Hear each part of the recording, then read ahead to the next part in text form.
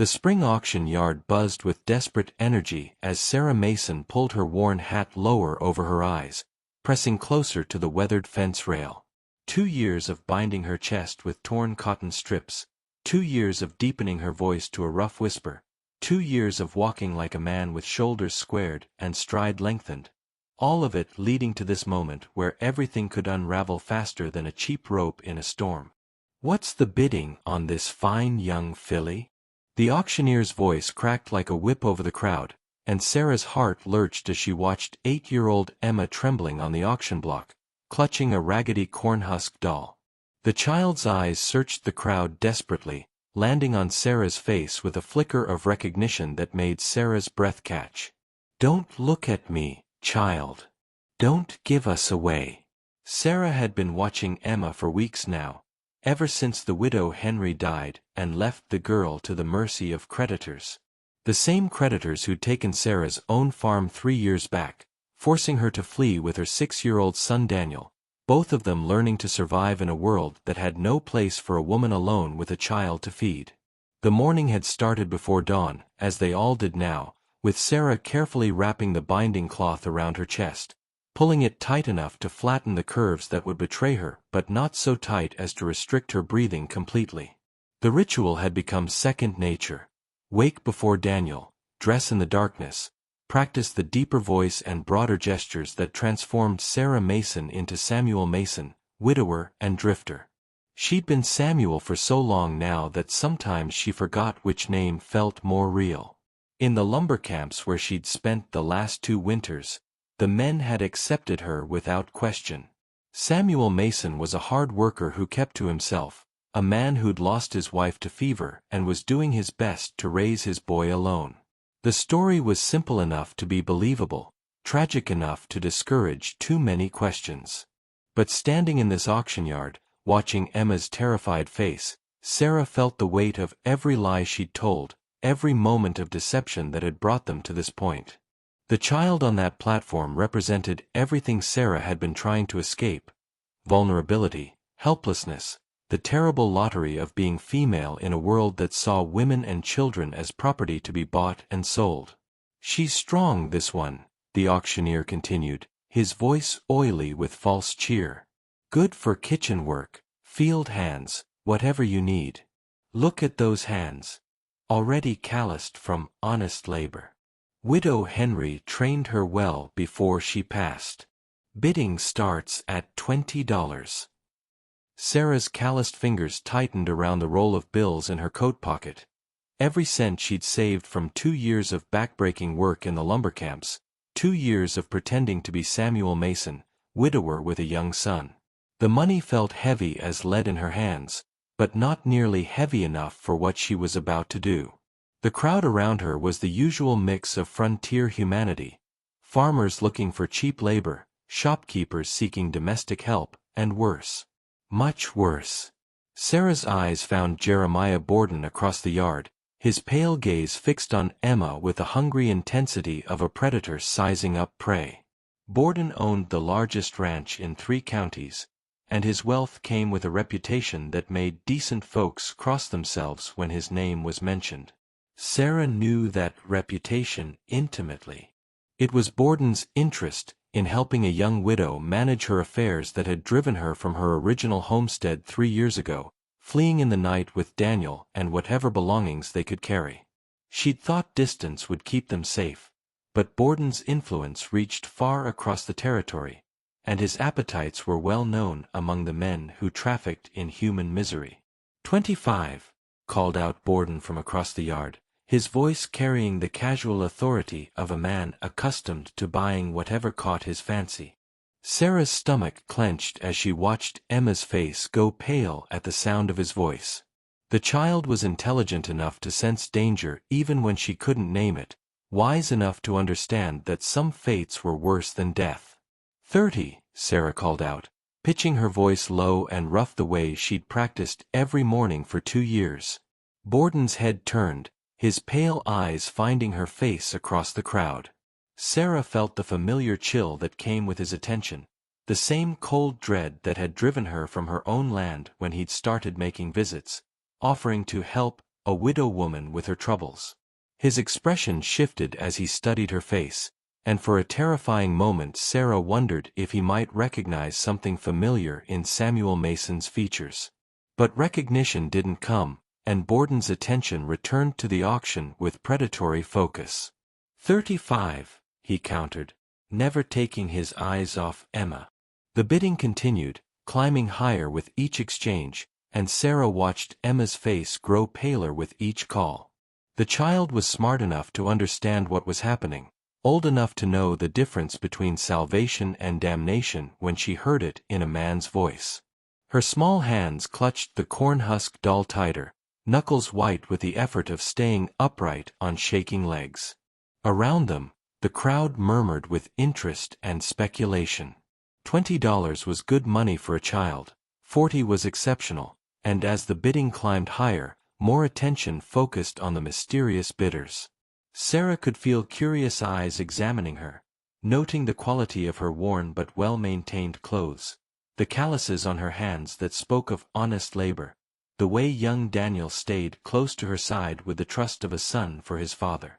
$50, Borden called, his voice containing a note of irritation now. He wasn't accustomed to competition, especially not from some unknown lumber camp worker who had no business bidding against his betters. 60, Sarah responded immediately, her voice steady despite the way her heart hammered against her ribs like a caged bird. A murmur ran through the crowd. $60 was more money than most folks saw in 3 months of honest work, enough to buy a decent horse or a year's worth of supplies. The auctioneer's eyes lit up with greed as he sensed a profitable morning ahead. 65, Borden said, but there was less conviction in his voice now. Even his wealth had limits, and spending good money on a single child's indenture was beginning to seem excessive. Sarah reached deeper into her coat, feeling for the second roll of bills she'd hoped never to touch. Money meant for Daniel's schooling, for the small cabin she'd been planning to buy come autumn, for the life she'd been building one careful lie at a time. Her fingers closed around the bills, and she thought of all the nights she'd lain awake in lumber camp barracks, listening to men snore and curse in their sleep while she planned their future.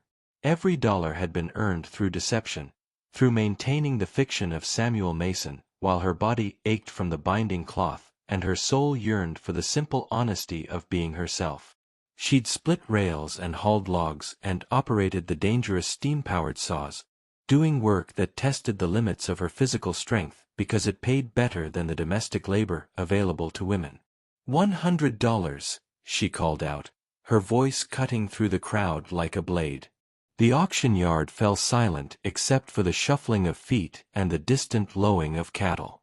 $100 was more money than most of these folks had ever seen in one place. More than enough to buy not just a child but half a homestead to go with her. The auctioneer's mouth fell open in shock, and even Borden's composed facade cracked with surprise. Sarah felt Daniel's small hand slip into hers, a gesture of support that nearly broke her composure. Her son understood what this moment meant, understood that they were gambling everything they'd built on the life of a child they barely knew. At 8 years old, Daniel had already learned too much about sacrifice and survival, had grown up too fast in the shadow of their shared deception. Borden's face went dark as a thundercloud, but he stepped back from the bidding rail without another word. He knew, as they all did, that Sarah had just played her last card and played it well. His pale eyes found hers across the crowd, and she saw something there that made her blood run cold. Not defeat, but the patient calculation of a predator who'd been temporarily balked but hadn't given up the hunt. Sold to Samuel Mason for $100, the auctioneer called out, his voice bright with the prospect of his commission. That's fine bidding, sir. Fine bidding indeed. Sarah pushed through the crowd toward the auction block, her legs unsteady beneath her. The faces around her were a blur of curiosity and speculation, neighbors and strangers alike, trying to figure out what kind of man would spend a fortune on charity. She could hear whispered conversations starting already, questions about Samuel Mason's background and motivations that would spread through the community like wildfire. Emma watched her approach with wide eyes, clutching her doll tighter as Sarah reached up to help her down from the platform. The child's hand was ice-cold when it slipped into Sarah's, small and trembling but trusting in a way that made Sarah's chest tighten with fierce protectiveness. "It's all right now," Sarah whispered, letting her voice soften just enough for the child to hear. "You're safe." Emma's blue eyes searched Sarah's face, looking for something, reassurance, perhaps, or the answer to questions too complex for an 8-year-old to articulate. "Are you really going to take care of me?" she asked, her voice barely audible above the crowd's noise. "I am," Sarah promised, and meant it with every fiber of her being. "You're part of our family now." The word family seemed to hit Emma like a physical blow, and tears started down her cheeks as the reality of her situation finally sank in. Not tears of fear this time, but of relief so profound it was almost painful to witness. Sarah's heart clenched as she realized how long it had been since anyone had offered this child the simple promise of belonging. "Pa!" Daniel came running across the yard, his face bright with excitement and something else, relief, maybe, or recognition of what they'd just done. At 8, he was old enough to understand the game they'd been playing, old enough to know that sometimes survival meant becoming someone else entirely. "Pa!" Everyone's staring. Indeed they were. The crowd had dispersed somewhat after the auction's end, but curious glances still followed their small group as Sarah led the children away from the platform. She could feel Borden's attention like a weight between her shoulder blades, and when she risked a glance in his direction, she found him deep in conversation with Sheriff Wade, both men watching their retreat with expressions that made her skin crawl. "This is Emma," Sarah said to Daniel, her voice still pitched low for the benefit of nearby ears. "She's going to be staying with us from now on." Daniel nodded solemnly, reaching out to shake Emma's hand with the grave courtesy Sarah had taught him. "Pleased to meet you, Miss Emma. I'm Daniel Mason, and this is my pa, Samuel." Emma managed a small smile, the first Sarah had seen cross her face. "Pleased to meet you too, Daniel. And thank you, Mr. Mason. I don't know how I'll ever repay you." "You don't need to repay anything," Sarah said firmly. "Family takes care of family, and that's what we are now." The walk away from the auction yard took them past clusters of townspeople, all of whom seemed suddenly fascinated by Samuel Mason and his expensive act of charity. Sarah nodded politely to those who acknowledged them, but she could feel the weight of speculation and gossip building like storm clouds on the horizon. Mrs. Patterson from the general store stepped directly into their path, her sharp eyes bright with curiosity. "Samuel Mason," she said, her voice carrying clearly across the dispersing crowd. "That was quite a generous gesture back there." "Child needed help," Sarah replied, keeping her voice level and her expression neutral. "Seemed like the right thing to do." "Indeed it did," Mrs. Patterson agreed, but her gaze was calculating as it moved between Sarah and Emma. "Though I have to wonder, $100 is an awful lot of money for a man in your circumstances. Hope you haven't overextended yourself." The implication was clear. How did a simple lumber camp worker come by that kind of money, and what kind of man spent his life savings on a child he didn't know? Sarah felt the familiar tension that came with deflecting uncomfortable questions, the constant mental calculation required to maintain her fictional identity. "Been saving for 2 years," Sarah said. "Man works hard, he ought to have something to show for it." "True enough," Mrs. Patterson said, but her expression remained skeptical. "Well, that girl's lucky to have found such a benefactor. Emma Henry always was a bright little thing. Mrs. Henry did well by her before she passed." Sarah noticed the way Mrs. Patterson used Emma's full name, the way she spoke of Widow Henry's care with approval. It was information she filed away for future reference, Emma had been well regarded in the community, which might help legitimize their unusual family arrangement, but it also meant people would be watching to see how Samuel Mason treated his expensive acquisition. "We should be getting home," Sarah said, conscious of how long they'd been the center of attention. "Been a long morning for everyone." Mrs. Patterson nodded, but her parting words carried a note of warning. "You take good care of that child, Samuel. The whole county will be watching to see how this arrangement works out." As they finally escaped the crowd and began the walk home to their small cabin, Sarah felt the full weight of what they'd accomplished and what it might cost them. Emma was safe from Borden's immediate reach, but they'd traded anonymity for scrutiny, financial security for moral obligation, and the careful peace they'd built for an uncertain future filled with new dangers. "Pa," Daniel said quietly as they walked, "Sheriff Wade was talking to that bad man after the auction." Sarah's step faltered slightly. "What kind of talking?" "Quiet talking," Daniel replied, his 8-year-old instincts already honed by 2 years of living on the margins. "The kind where they don't want anyone else to hear." Emma looked up at Sarah with worried eyes. "Is the bad man going to try to take me back?" "No," Sarah said firmly, though she wasn't entirely sure she could keep that promise. "You belong with us now, legal and proper. No one can take you away without good cause." But even as she spoke the words of reassurance, Sarah's mind was racing through possibilities and contingencies.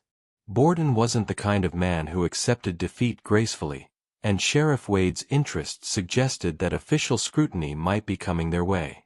The careful anonymity that had protected them for 2 years was evaporating like morning mist, and underneath it lay truths that could destroy them all. The walk home took them through the heart of town, past the general store where Mrs. Patterson was no doubt already spreading news of the morning's events, past the church where Reverend Williams was setting up for evening services, past the saloon where men gathered to drink and gossip and turn one morning's drama into a week's worth of speculation. Sarah kept her pace steady, her shoulders square, playing the part of Samuel Mason even as her mind raced with plans and contingencies. Every person they passed seemed to look at them with new interest, and she could practically feel the questions multiplying behind their eyes. Their cabin sat on a small rise about a mile from town, surrounded by the open prairie that stretched endlessly toward the horizon. Sarah had chosen the location carefully during their first winter of hiding, close enough to town for supplies and social contact, but far enough away to provide warning if unwanted visitors approached. The isolation that had once felt protective now seemed ominous, a place where threats could approach unseen and cries for help might go unheard. "This is home," Sarah said as they reached the door, and Emma looked up at the modest structure with something like wonder. The cabin was small but sturdy, built with Sarah's own hands during her first winter of hiding. One room with a loft where Daniel slept, a stone fireplace that provided heat and cooking space, and windows positioned to give a clear view of anyone approaching across the open ground. Every board had been cut and placed with care, every joint sealed against the prairie wind, every detail designed to create something that felt permanent even when their lives were built on the shifting foundation of lies. "It's beautiful," Emma said softly, and Sarah realized the child was seeing it through eyes that had known only the cramped quarters of Widow Henry's cottage and the terrifying prospect of the auction block. "It's yours now too," Sarah replied, and felt the truth of those words settle into her bones. Whatever came next, whatever price they might have to pay for this morning's gamble, Emma belonged here now. She was part of their family, part of the life they'd built in the shadow of deception and the hope of something better. Daniel took his role as host seriously, leading Emma through their small home and explaining the sleeping arrangements with 8-year-old gravity. The loft where he slept was barely large enough for one child, but he'd already decided to share it without being asked, demonstrating the generosity of spirit that made Sarah's heart swell with pride even as she worried about the dangers ahead. As evening approached and the children settled into the rhythms of their new life together, Sarah stood at her window watching the prairie for signs of movement. The auction had drawn too much attention, raised too many questions, and she had no doubt that consequences would follow as surely as night followed day. But for now, in this moment, she had 2 children safe under her roof, a fire crackling in the hearth, and the simple satisfaction of having done the right thing regardless of the cost. Whatever storms were coming, they would weather them together, as a family bound not by blood but by the stronger ties of choice and sacrifice and love. Summer arrived with a vengeance that year, bringing drought and dust devils and a kind of heat that made even the hardiest settlers question their choice to build lives on the unforgiving prairie. Sarah's small garden withered despite her careful tending, the beans shriveling on their vines and the corn stalks turning brown before they could produce ears worth harvesting. But if the weather was harsh, the community's response was harsher still. Word had spread about Samuel Mason's extravagant bid at the spring auction, and with it came questions that grew more pointed with each passing week. Why would a simple lumber camp worker spend his life savings on a child he didn't know? Where had all that money really come from? And why did Emma seem so comfortable in his household, as if she'd known him longer than the few months since the auction? The scrutiny began subtly, as it always did in small frontier communities where gossip traveled faster than wildfire and speculation filled the long spaces between confirmed facts. Mrs. Patterson made pointed comments about Samuel Mason's generous nature whenever customers lingered in her store. Reverend Williams included prayers for those who taken the orphaned and abandoned in his Sunday sermons, his eyes finding Sarah's face in the congregation with uncomfortable intensity. Even the men at the lumber camp where Sarah worked asked casual questions about her new domestic arrangements, their curiosity wrapped in the rough camaraderie of shared labor. "Heard you got yourself a girl to help with the cooking," Tom Bradley said one morning as they prepared to fell a stand of oak trees near Miller's Creek. Tom was a decent man, married with 3 children of his own, but his interest in Sarah's household arrangements felt loaded with unspoken questions. "Children need structure," Sarah replied, her voice pitched in the rough tenor she'd perfected over 2 years of deception. "Emma's a good worker, helps keep Daniel in line. Must be nice having someone to tend the domestic side of things," Tom continued, swinging his axe to test its balance. "Man alone with children has a hard row to hoe." Sarah nodded noncommittally, but she could feel the weight of unasked questions in Tom's casual observation. The truth was that Emma had indeed transformed their household, but not in the ways Tom imagined. The child had thrown herself into domestic duties with an intensity that bordered on desperation, as if proving her worth through constant labor could guarantee her place in their makeshift family. Each morning, Emma woke before dawn to start the fire and prepare breakfast, her small hands moving with practiced efficiency as she mixed cornmeal and fried salt pork. She tended the struggling garden with fierce determination, carrying water from the creek in buckets too heavy for her slight frame, talking to the wilting plants as if her voice alone could coax life from the drought-parched earth. "The beans are looking poorly," Emma observed one evening as they sat around their small table, her voice matter-of-fact despite the worry in her blue eyes. "Mrs. Henry always said beans were temperamental in dry years." "We'll make do," Sarah replied, though she knew their food stores were already running lower than she'd planned. The $100 spent at the auction had been their buffer against hardship, and now they faced the prospect of a failed harvest with no financial cushion to soften the blow. Daniel, ever practical at 8 years old, had already begun supplementing their diet with rabbits and prairie chickens trapped along the creek bed. His success with snares and slingshots was a source of pride, but it also highlighted their precarious situation. They were living on the margins, dependent on a child's hunting skills and a failed garden for their survival. The heat continued relentlessly through July, turning the prairie grass brown and sending the creek water level dropping daily. Sarah's work at the lumber camp became a torment as the binding cloth around her chest trapped sweat and chafed her skin raw, but she couldn't afford to miss days of labor. Every dollar earned was crucial now, every cent carefully counted and allocated for their basic needs. It was during one of these sweltering July afternoons that Sarah first noticed she was being followed. The realization came gradually, a nagging sense of being watched that crystallized into certainty as she walked home from town with supplies. A horseman had been visible on the horizon when she left the general store, distant enough to seem coincidental. But as she altered her route to test her suspicions, taking the longer path along Miller's Creek, the rider adjusted his course as well, maintaining the same careful distance. Sarah's hand moved instinctively to the knife at her belt, her mind racing through possibilities. Borden's interest in Emma hadn't diminished with the auction's conclusion.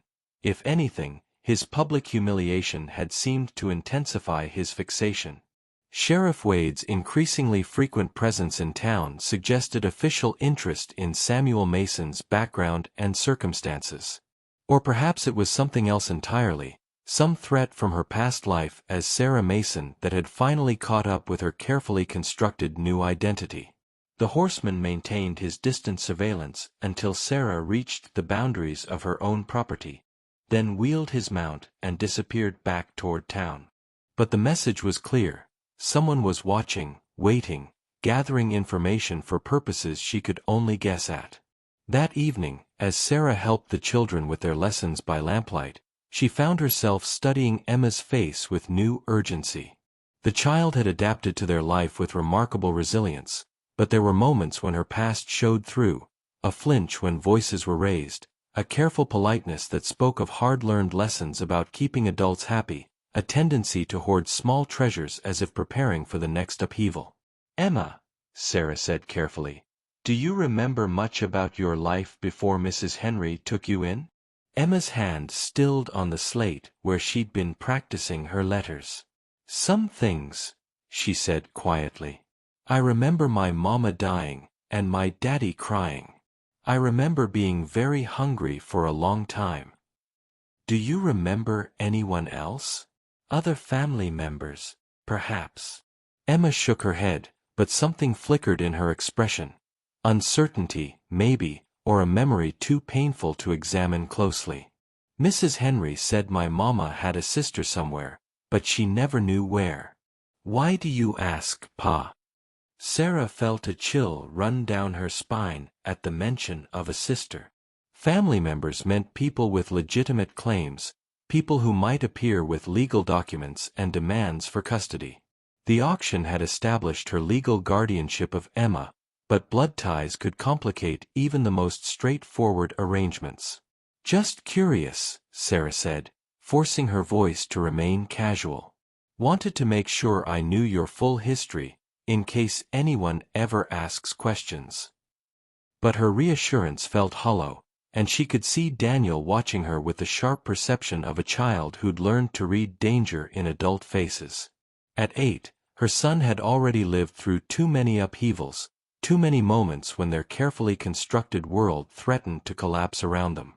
The following morning brought visitors that confirmed Sarah's worst fears about the growing scrutiny of their household. She was splitting kindling behind the cabin when the sound of approaching horses made her straighten, her hand moving automatically to the axe handle. 2 riders were approaching across the prairie, Sheriff Wade and a woman Sarah didn't recognize, both of them wearing expressions that suggested this wasn't a social call. "Samuel Mason," Sheriff Wade called as they drew near, his voice carrying the authority of his office. "We need to have a conversation." Sarah set down the axe and walked toward them, conscious of the children watching from the cabin's doorway. Emma stood slightly behind Daniel, her small hand gripping his shoulder with white-knuckled intensity. "Sheriff," Sarah acknowledged, pitching her voice to its practiced masculine register. "What can I do for you?" "This is Miss Mary Henry," Wade said, gesturing to his companion. "She's Emma's sister, come looking for the child after hearing about Mrs. Henry's death." Sarah's breath caught as she studied the woman's face, seeing Emma's delicate features matured and hardened by years of experience.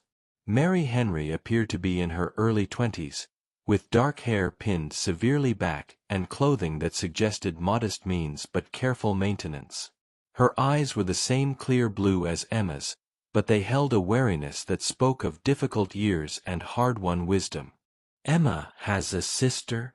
Sarah asked, though the family resemblance was unmistakable. "Indeed," Mary replied, her voice crisp with barely controlled emotion. "And I've come to take her home where she belongs." Emma's sharp intake of breath carried clearly across the yard, and Sarah saw the child take an instinctive step backward, pressing closer to Daniel's protective presence. The fear on Emma's face was unmistakable, not fear of Mary herself, but fear of another upheaval, another loss of the security she'd just begun to trust. "Emma's legally under my guardianship," Sarah said carefully, her mind racing through the implications of this development. The auction established that clear enough.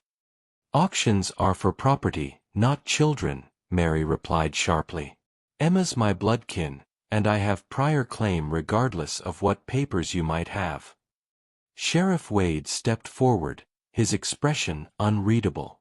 "Now, there's legal complexities here that need sorting out. Miss Henry has presented documents proving her relationship to the child, but your guardianship through the auction has standing too. Question is what's best for Emma herself." Sarah felt the ground shifting beneath her feet as she recognized the trap closing around them. Mary's arrival wasn't coincidental. Someone had contacted her, someone who wanted to destabilize Samuel Mason's household and force uncomfortable questions about his background and motivations. "Where were you when Emma needed family?" Sarah asked, her voice carefully controlled despite the anger building in her chest. "Where were you when she was being auctioned off to pay creditors' debts?" Mary's face flushed with defensive anger. "I didn't know about Mrs. Henry's death until weeks after it happened. I was working in Kansas City, sending money home regularly, trying to build a life that could support both of us. Soon as I heard what happened, I came as fast as I could. And now you want to uproot her again, take her away from the only stability she's known since Mrs. Henry died?" "I want to give her a proper home," Mary shot back. "A home with her real family, where she can learn proper feminine accomplishments instead of living like some backwoods pioneer with a man who won't even tell folks where he came from." The accusation hung in the air like smoke from a prairie fire, and Sarah saw Sheriff Wade's expression sharpen with interest. This was what he'd been waiting for, an opening to press his investigation into Samuel Mason's mysterious background. "My past is my own business," Sarah said, falling back on the phrase that had served her well before. "What matters is that Emma's safe, fed, and cared for." "Is she, though?"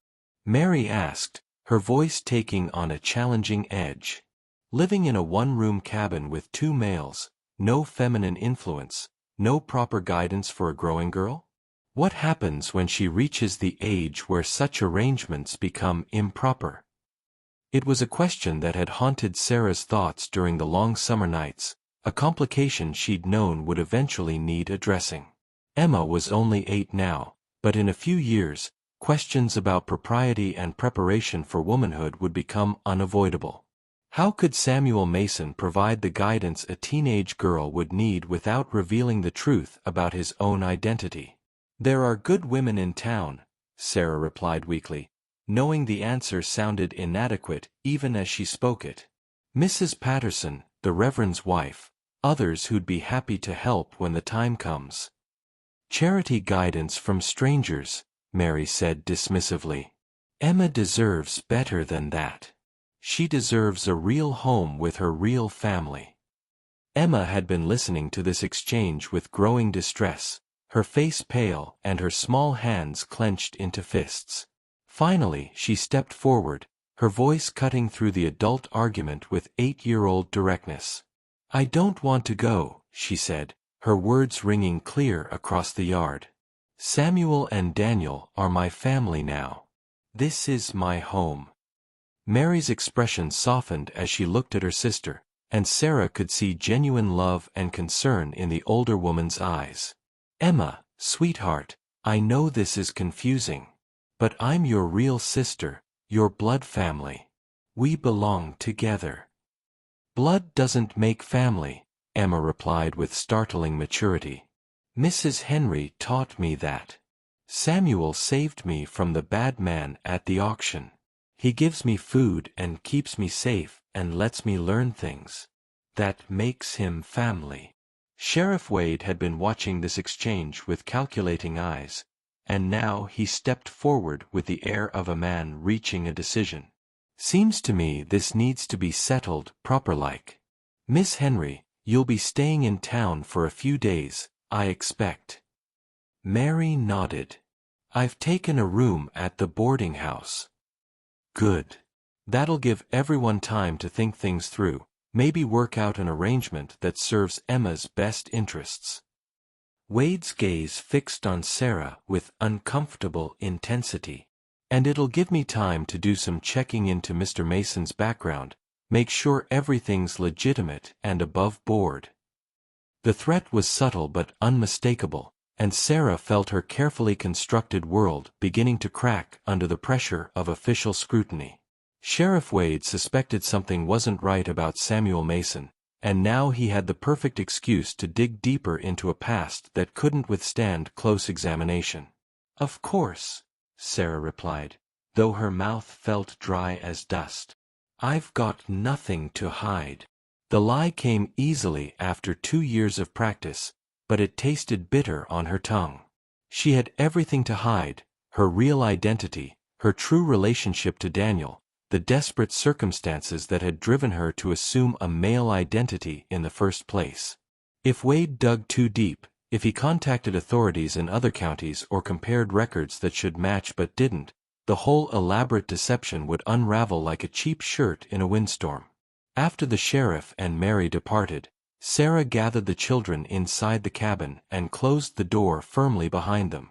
Emma sat at their small table, tears streaming down her face as the full implications of the morning's confrontation sank in.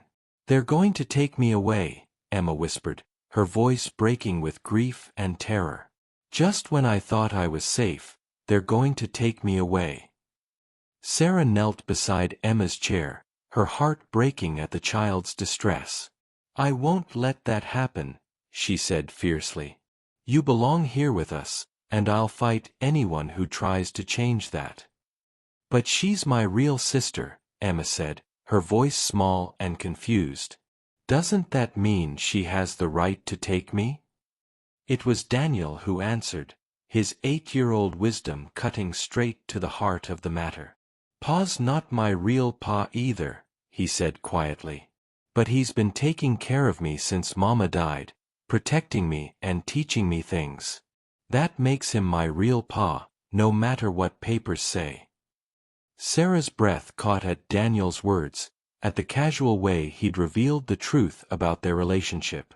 In his child's understanding, the legal fiction they'd maintained didn't matter as much as the emotional reality of their bond. But his words also highlighted the dangerous ground they were walking. If questions arose about Daniel's parentage, if official records were examined too closely, their deception would be exposed. "That's right," Sarah said, her voice thick with emotion. "Family is about love and care and protection, not just blood." But even as she spoke the words of comfort, Sarah's mind was working frantically through contingencies and escape plans. Sheriff Wade's investigation would take time, but not much time. Small frontier communities had limited records and fewer officials to consult, which meant a determined lawman could uncover inconsistencies relatively quickly. She had perhaps a week, maybe 2, before the walls of deception began crumbling in earnest. A week to decide whether to run again, abandoning the life they'd built for the uncertain prospect of starting over elsewhere, or to stay and fight, risking exposure and the loss of everything they held dear. The afternoon wore on with tense normalcy as Sarah tried to maintain their usual routines while her mind raced with possibilities. Emma helped with the cooking, her movements mechanical and distracted. Daniel practiced his letters with unusual concentration, as if focusing on familiar tasks could hold their world together through sheer force of will. As evening approached, Sarah found herself standing at the window again, watching the prairie for signs of movement. The feeling of being observed had intensified since the morning's confrontation, and she wondered if Sheriff Wade had assigned someone to keep watch on their household. The thought of being under constant surveillance made her skin crawl, adding another layer of stress to an already impossible situation. "Pa," Daniel said softly, appearing at her elbow. "Are we going to have to run away again?" The question pierced Sarah's heart because it revealed how much her 8-year-old son understood about their precarious situation. Daniel remembered their flight from the original homestead, remembered the fear and desperation that had driven them to assume false identities. He was asking whether they'd reached the limit of safety in their current life. "I don't know," Sarah admitted, her honesty born of exhaustion and worry. "But whatever happens, we'll face it together. All three of us." Daniel nodded with the grave acceptance of a child who'd learned too young that adults couldn't always keep their promises of safety. "Emma's scared," he observed. "So am I," Sarah replied, and saw her son's eyes widen at the admission. She'd worked so hard to appear strong and capable, to be the rock-solid father figure Daniel needed, that she'd forgotten how reassuring honesty could be. But being scared doesn't mean giving up. It means being careful and smart about what comes next. That night, as the children slept fitfully in the loft above, Sarah sat by the dying fire and tried to calculate their options. Running would mean abandoning the cabin she'd built with her own hands, the small community that had grudgingly accepted Samuel Mason, the careful identity she'd constructed over 2 years of patient effort. But staying might mean exposure, arrest, and the loss of both children to a legal system that had no place for women who dared to step outside their prescribed roles. The sound of horses in the distance made her freeze, her hand moving instinctively to the rifle mounted above the door. But the riders passed by without stopping, their hoofbeats fading into the night, leaving Sarah alone with her fears and the weight of impossible choices. Tomorrow would bring new challenges, new questions, new threats to the fragile peace they'd built in this small cabin on the endless prairie. But tonight, she had 2 children safe under her roof, a fire keeping the darkness at bay, and a fierce determination that had carried them this far. Whatever storms were coming, they would weather them as they always had, together, as a family bound not by blood or law but by the stronger ties of love and sacrifice and the shared understanding that sometimes survival meant becoming someone else entirely, even if it meant living every day on the knife's edge between truth and deception. The autumn morning that changed everything began like any other, with Sarah binding her chest in the pre-dawn darkness and checking the children's breathing in the loft above. 3 months had passed since Mary's arrival, and the sisters had settled into an uneasy arrangement. Mary had taken work at the boarding house in town, visiting the cabin regularly while allowing Emma to remain with Sarah and Daniel for the time being. But the fragile peace couldn't last, and Sarah knew it. Sheriff Wade's investigation had been proceeding slowly but methodically, his questions growing more specific with each passing week. He'd contacted authorities in neighboring counties, comparing records and timelines, looking for the inconsistencies that would unravel Samuel Mason's carefully constructed identity. It was Mary's unexpected morning visit that brought the first hint of real trouble, her face pale with worry as she approached the cabin where Sarah was splitting firewood for the winter ahead. "Samuel," Mary called, her voice tight with anxiety. "We need to talk. Now." Sarah set down her axe, wiping sweat from her brow despite the morning chill. The binding cloth was always tighter in the cold weather, the cotton strips seeming to shrink with the temperature, making every breath a conscious effort. "What's wrong?" "Sheriff Wade came to the boarding house last night," Mary said, glancing toward the cabin where the children were finishing their breakfast. "He's been asking questions about you, about Emma, about that auction. Someone's been writing letters, Samuel. Someone who knew you before you came here." Sarah's blood ran cold as the implications hit her like a physical blow. Letters meant official inquiries, meant someone from her past life had connected Sarah Mason to Samuel Mason, meant the careful walls she'd built around their new identity were crumbling faster than she'd feared possible. "What kind of letters?"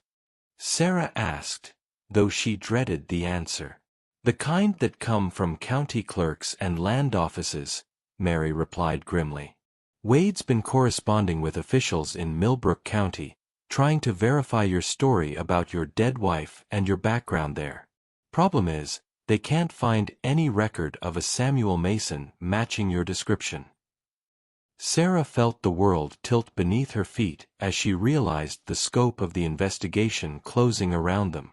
Millbrook County was where she'd lived as Sarah Mason before her husband's death, before Borden's unwanted attention, before the desperate flight that had transformed her into Samuel. If Wade was digging into those records, it was only a matter of time before he discovered the truth. "There's more," Mary continued, her voice dropping to an urgent whisper. "Borden's been asking questions too, offering money for information about your past.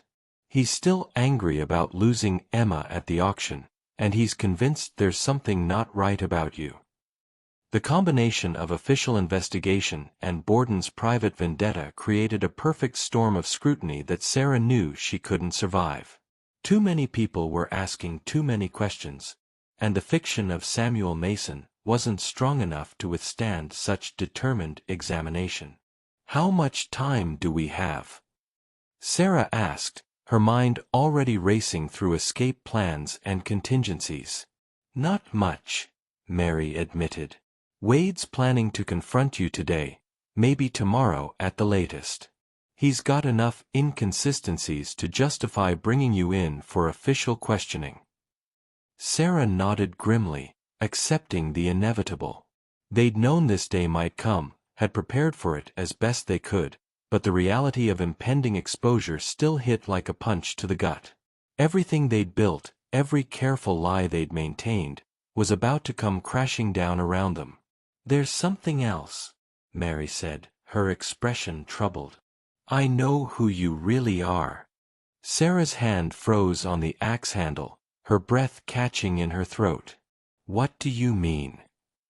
"I mean I've been watching you for 3 months, studying the way you move, the way you talk, the way you care for those children. I mean I've noticed things that don't add up for a man living alone with kids." Mary's voice was gentle but firm. "I mean I know you're a woman, Sarah Mason." The words hung in the air between them like smoke from a prairie fire, dangerous and impossible to take back. Sarah felt her carefully maintained masculine posture slip for just a moment, her shoulders sagging with a weight of exposure and relief in equal measure. "How long have you known?" Sarah asked, her voice dropping to its natural register for the first time in months. "I suspected from the beginning," Mary admitted. "The way Emma responded to you, the way she felt safe so quickly, it reminded me of how children react to maternal protection, not paternal authority. But I was certain the night you treated Daniel's fever." Sarah remembered that night in late summer when Daniel had fallen ill with a high temperature that wouldn't break. She'd stayed awake for 3 days straight, bathing his forehead with cool water, holding him when nightmares made him cry out, whispering the soft reassurances that came naturally to a mother's heart. "I watched through the window," Mary continued. "Saw the way you held him, the way you moved around that cabin like you'd been caring for sick children your whole life. No man, no matter how devoted, moves like that. No man sings lullabies in quite that way." Sarah closed her eyes, feeling the last of her defenses crumble. "Are you going to tell Wade?" "That depends," Mary said carefully. "Are you going to tell me the truth?" "All of it." Sarah looked toward the cabin where Emma and Daniel were washing the breakfast dishes, their voices carrying on the morning air as they discussed plans for the day's lessons. These children had become her world, her reason for living, her justification for every lie she'd told and every risk she'd taken. "Not here," Sarah said finally. "Not where they can hear." They walked in silence to the small barn where Sarah kept her horse and the few head of cattle she'd managed to acquire over 2 years of careful saving. The familiar smells of hay and leather provided a strange comfort as Sarah began the story she'd never told anyone, the truth that could destroy them all. "My name is Sarah Mason," she began, her voice barely above a whisper. "I was married to James Mason, lived on a farm in Millbrook County until he died of pneumonia 3 winters ago. Daniel is my son, born true and proper within wedlock." Mary nodded, encouragement in her eyes despite the gravity of what she was hearing. After James died, Borden started coming around, offering to help a poor widow with her troubles. But his help came with a price I wasn't willing to pay, and when I refused him, he made it clear that a woman alone with a child wouldn't be allowed to keep her land much longer. Sarah's hands clenched into fists as she remembered those terrible months, the growing pressure and veiled threats, the knowledge that she was trapped in a situation with no good options. "The night he tried to force himself on me, I knew we had to run. Took Daniel and what belongings we could carry, left everything else behind. But a woman alone on the frontier doesn't survive long, and a woman with a child is seen as either a burden or an opportunity for men like Borden." "So you became Samuel," Mary said softly. "So I became Samuel," Sarah confirmed. "Cut my hair, bound my chest, practiced talking and walking like a man until it felt natural. Found work in the lumber camps where hard physical labor was valued more than social conversation. Built this cabin, created this life, told everyone Daniel was my son from a marriage that ended in tragedy." Mary was quiet for a long moment, absorbing the full scope of Sarah's deception and the desperate circumstances that had driven her to such extreme measures. "And Emma was going to be sold to Borden," Sarah said fiercely. "I couldn't let that happen, couldn't stand by and watch another child fall into his hands. So I spent everything I had to keep her safe, brought her home, gave her the family she needed. Even though it meant risking exposure. Even though it meant risking everything," Sarah confirmed. "Some things are more important than safety." Mary nodded slowly, and Sarah could see the older woman reassessing everything she thought she knew about Samuel Mason and his motivations. "What will you do now? When Wade comes with his questions and his suspicions?" Sarah had been pondering that question for weeks, weighing options that all seemed to lead to loss and separation. "Run, I suppose. Take the children and disappear again, start over somewhere else with new names and new stories. And keep living this lie forever?" The question struck at the heart of Sarah's deepest fears.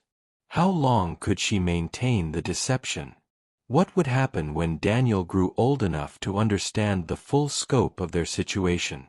How could she guide Emma through the challenges of growing up while pretending to be someone she wasn't? "I don't know," Sarah admitted.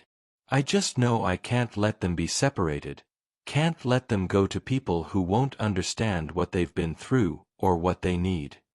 Mary was quiet for several minutes, her gaze fixed on the cabin where Emma and Daniel had emerged to feed the chickens, their easy companionship and shared laughter a testament to the family bonds they'd formed despite the unusual circumstances of their lives. "There might be another way," Mary said finally. Sarah looked up sharply, hope and suspicion warring in her chest. "What do you mean?" "I mean maybe it's time to stop running, time to fight for what's right instead of hiding from what's wrong." Mary's voice carried a determination that reminded Sarah strongly of Emma's fierce spirit. "You've got friends in this community now, people who've seen how you care for those children and respect what you've built here." "Friends who think I'm Samuel Mason," Sarah pointed out. "When they learn the truth. When they learn the truth, they'll have to decide what matters more, your gender or your character," Mary interrupted. "And I think you might be surprised by how many choose character." It was a seductive possibility, the idea of ending the constant deception and living openly as herself. But Sarah had seen too much of the world's cruelty to believe it could be so simple. And if they choose gender? If they decide a woman has no right to raise children alone, or own property, or make her own decisions? Then we fight, Mary said simply. All of us together. Me and you and anyone else who believes that love and care matter more than arbitrary rules about what women can and can't do. Sarah stared at her, stunned by the younger woman's boldness. You'd risk your own reputation, your own future, for strangers? For family, Mary corrected. Emma's my sister, which makes Daniel my nephew, and you. She paused, searching for the right words. You're the woman who saved my sister from a fate worse than death, who gave her a home and love and security when no one else would. That makes you family too, regardless of what name you use or what clothes you wear. The offer of alliance, of shared struggle against impossible odds, was more than Sarah had dared hope for. But it also meant risking not just her own future but the futures of all 3 children, gambling everything on the uncertain prospect of community acceptance and legal recognition. Wade will be here soon, Sarah said, reality intruding on the moment of possibility.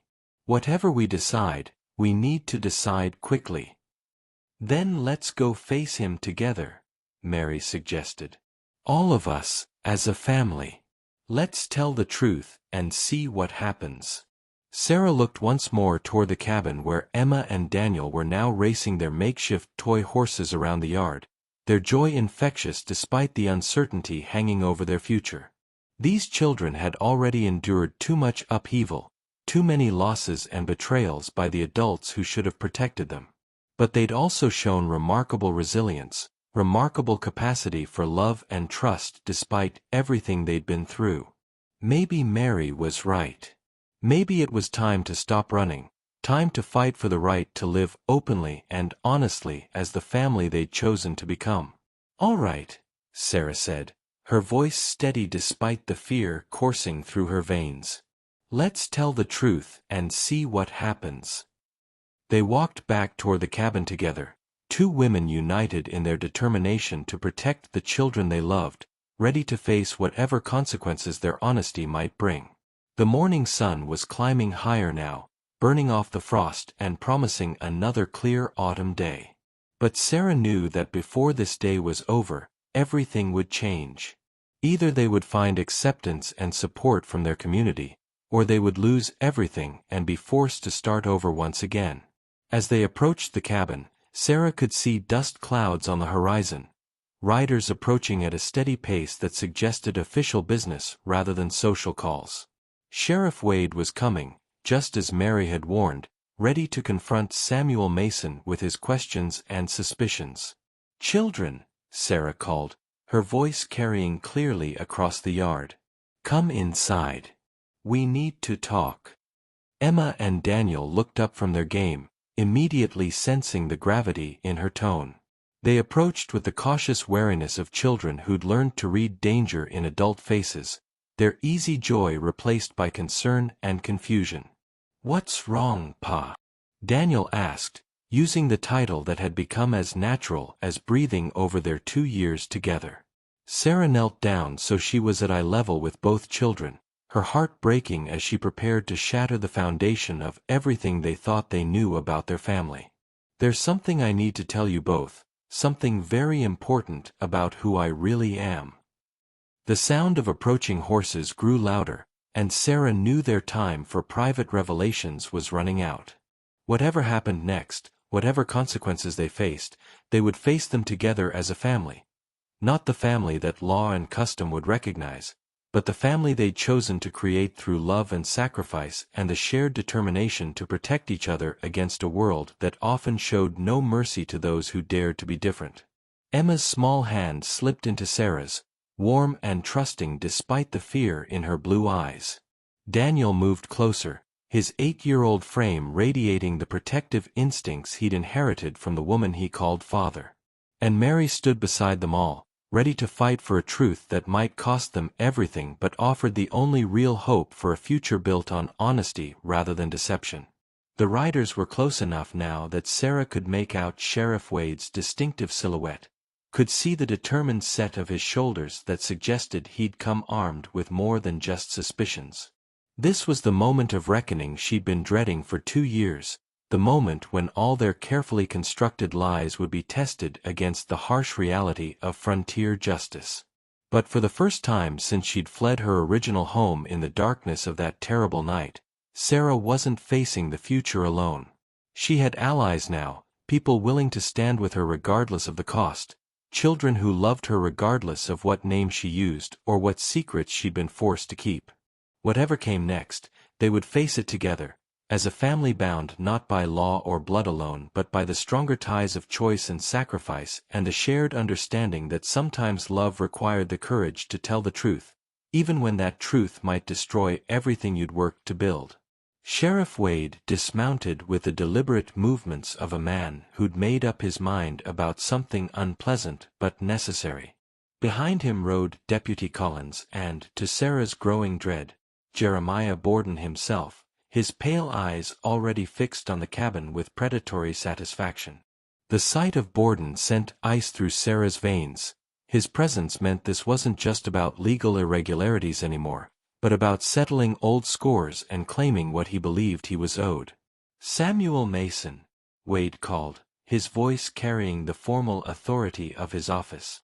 "I need you to come out here. We've got some serious questions that need answering." Sarah squeezed Emma's hand once more, then stood and walked toward the approaching men, conscious of Mary flanking her on one side and the children following close behind. The morning sun cast long shadows across the yard, and Sarah could smell autumn in the air, the scent of dying leaves and wood smoke that should have meant comfort and preparation for winter but now felt like an omen of ending. "Sheriff," Sarah acknowledged, her voice steady despite the hammering of her heart. "What brings you out here so early?" Wade's expression was grim as he studied Sarah's face, looking for tells and weaknesses the way a card player reads an opponent across a poker table. "Been doing some checking into your background, Samuel. Interesting thing is, I can't seem to find any record of you existing before you showed up in this county 2 years ago."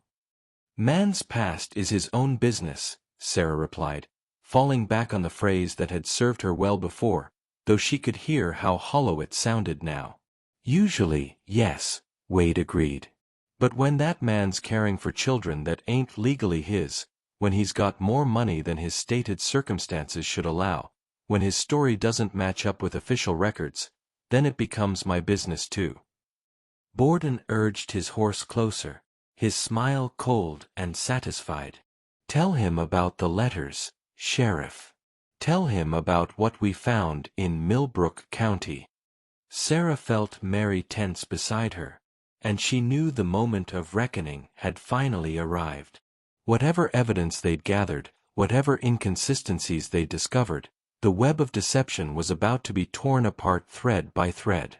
"Seems there was a Sarah Mason lived in Millbrook County," Wade continued, his eyes never leaving Sarah's face. "Widow woman with a young son, lost her farm to creditors about 3 years back. Disappeared one night without a trace, leaving debts and questions behind."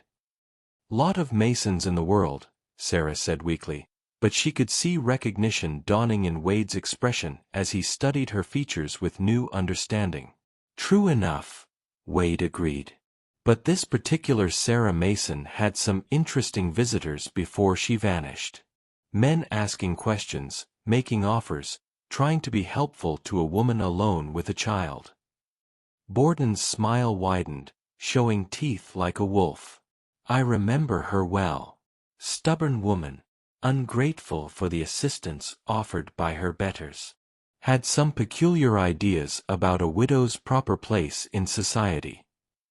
The mask was slipping away now, piece by piece, as Sarah felt the masculine posture she'd maintained for 2 years crumble under the weight of exposure and recognition. Behind her, she could hear Emma's sharp intake of breath, Daniel's confused whisper as he began to understand that nothing about their lives was what it had seemed. "The thing is," Wade continued relentlessly, "this Sarah Mason was described as having certain, distinctive features. Same height, same build, same coloring as our Samuel here. Makes a man wonder if maybe they're not different people at all." Sarah straightened her shoulders and made the choice that had been building in her heart since Mary's arrival, since the moment she'd realized that running would only delay the inevitable confrontation with truth. "No," she said clearly, her voice dropping to its natural register for the first time in public. "They're not different people at all." The admission rang across the yard like a gunshot, final and irreversible. Mary stepped closer in a gesture of support, while the children stared up at Sarah with expressions of shock and dawning comprehension. "My name is Sarah Mason," she continued, her voice growing stronger with each word. "I lived in Millbrook County with my husband James and my son Daniel until my husband died, and certain men decided a widow alone was fair game for their unwanted attentions." Wade's hand moved instinctively to his gun belt, though whether from surprise or suspicion was unclear. "You're saying you've been living as a man for 2 years? Deceiving this entire community?" "I'm saying I've been protecting my son and myself the only way I knew how," Sarah replied firmly. "And when Emma needed protection from men who would use a child for their own purposes, I protected her too."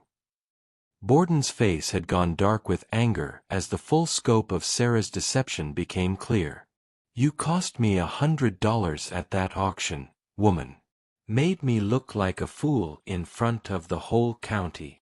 "You cost yourself," Sarah shot back, her protective instincts flaring at the threat in his voice. "No decent man bids on children for the reasons you had in mind." "That's enough," Wade interrupted, but his attention was focused on the implications of Sarah's revelation rather than the growing tension between her and Borden. "Do you understand what you've done? The laws you've broken? Fraud, deception, possibly theft."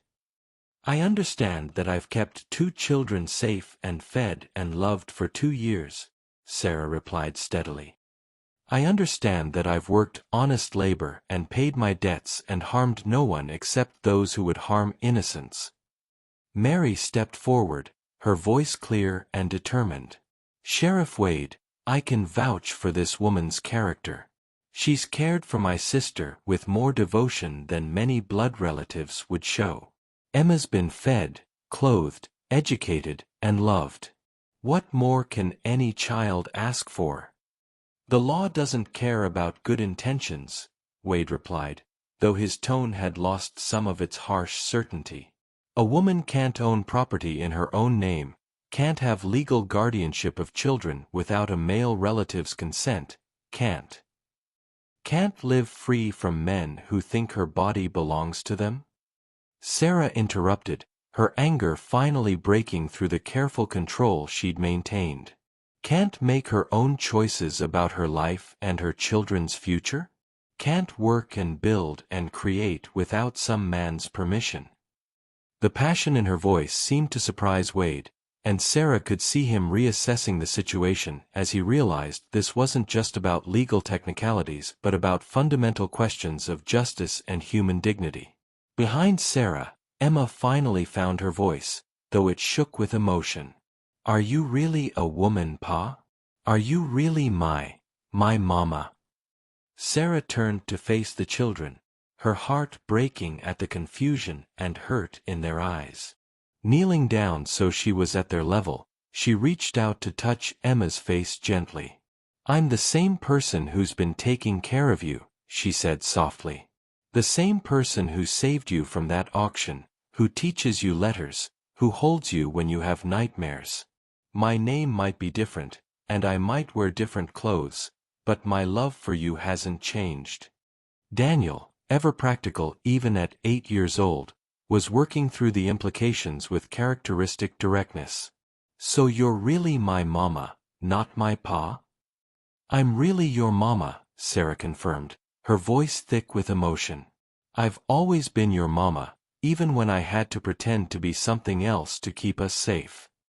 Emma's small hand found Sarah's, her grip tight with desperate hope. Does this mean they're going to take me away? Does this mean we can't be a family anymore? Before Sarah could answer, the sound of approaching horses drew everyone's attention to a group of riders coming across the prairie. Sarah's heart sank as she recognized several prominent townspeople: Mrs. Patterson from the general store, Reverend Williams, Tom Bradley from the lumber camp, and others whose opinions carried weight in the community. Word travels fast in a small town, Wade observed grimly. Seems folks have heard about our little investigation. But as the riders drew closer, Sarah realized their expressions weren't uniformly hostile. Mrs. Patterson looked grim but determined, Reverend Williams appeared thoughtful rather than condemnatory, and Tom Bradley's face showed more concern than anger. Mrs. Patterson dismounted first, her movements brisk and purposeful as she approached the gathered group.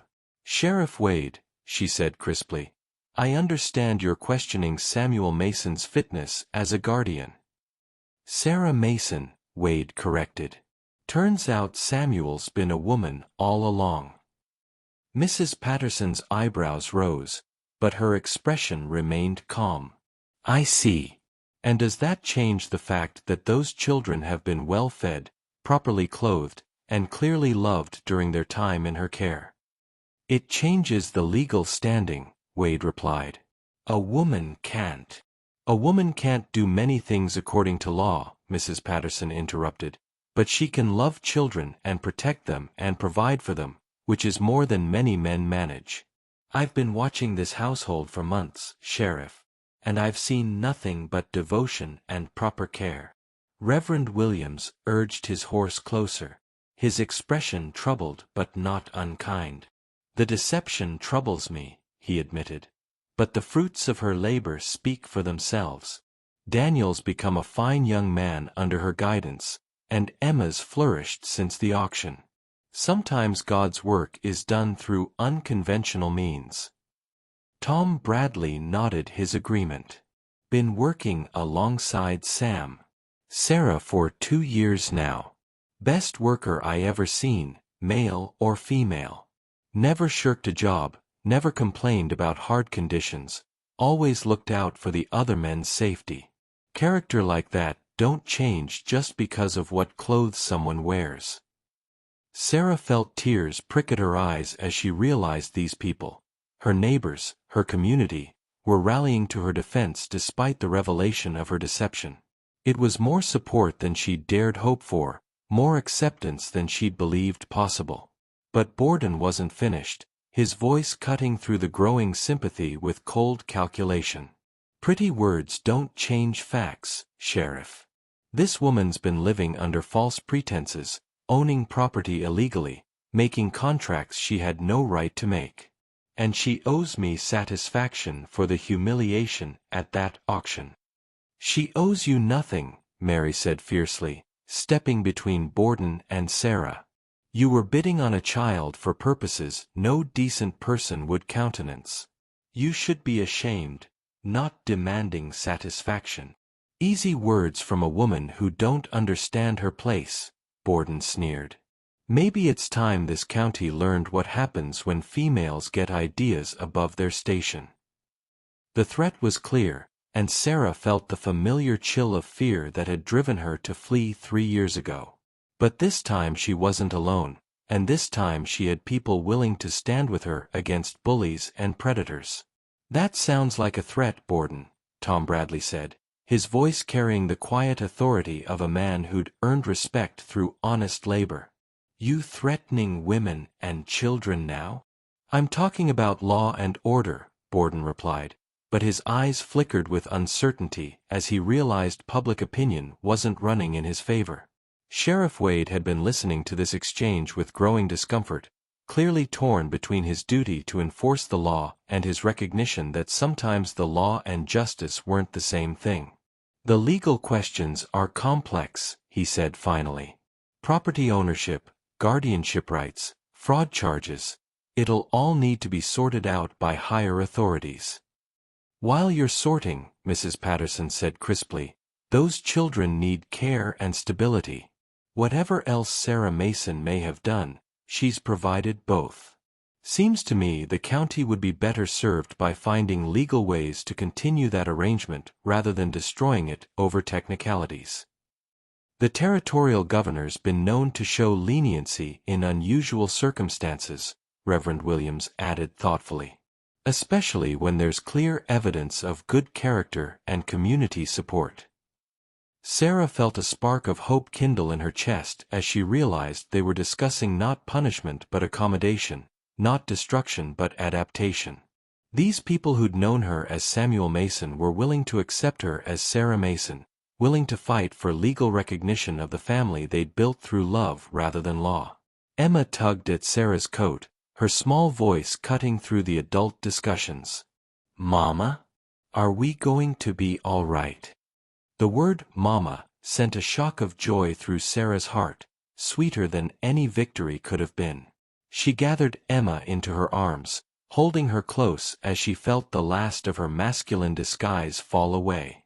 "Yes, sweetheart," she whispered, her voice thick with emotion. "We're going to be all right. All of us, together." Daniel pressed close to her other side, his 8-year-old arms wrapping around both his mother and his adopted sister. "I knew you were different from other pa," he said quietly. "You gave better hugs and sang prettier songs. But I didn't care because you loved me best." Mary knelt beside them, completing their circle of family, her eyes bright with tears of relief and determination. "Whatever legal challenges come," she said firmly, "we'll face them together. All of us." Sheriff Wade looked around at the gathered townspeople, at the clear support for Sarah's cause, at the obvious love binding this unconventional family together. "I'll need to file reports," he said finally, "but I reckon those reports can emphasize the positive aspects of this situation. Community support, proper child care, evidence of good character." "And the fraud charges?" Sarah asked, though she dreaded the answer. Wade was quiet for a long moment, clearly weighing law against justice, rules against reality. "Seems to me a woman doing whatever it takes to protect her children and provide for them ain't exactly the kind of criminal this county needs to worry about. Might be we focus our attention on real threats to community safety." His gaze fixed meaningfully on Borden, who'd grown increasingly isolated as public sentiment turned against him. The rancher's face was dark with frustrated anger, but even he could read the mood of the crowd and recognize that his influence had limits when turned against popular opinion. "This ain't over," Borden growled, but there was defeat in his voice as he realized his moment of revenge was slipping away. "Yes, it is," Sarah said firmly, standing with her children still pressed close to her sides. "It's been over since the moment I chose to protect my family instead of submit to your demands. Find someone else to bully, Borden. We're done being afraid of you." As Borden rode away in angry defeat and the townspeople began dispersing with promises of support and assistance, Sarah felt the weight of 2 years' deception finally lift from her shoulders. She was Sarah Mason again, a woman and a mother, standing in the sunlight with her children and the community that had chosen to accept her despite everything. There would be legal challenges ahead, paperwork to file and officials to convince, but for the first time in 3 years, Sarah felt hopeful about the future. She had allies now, people willing to fight for her right to live freely and raise her children according to her own values rather than society's arbitrary restrictions. The autumn sun climbed higher in the sky, warming the prairie grass and casting long shadows that would soon shorten toward winter. There was wood to split and food to preserve and lessons to teach.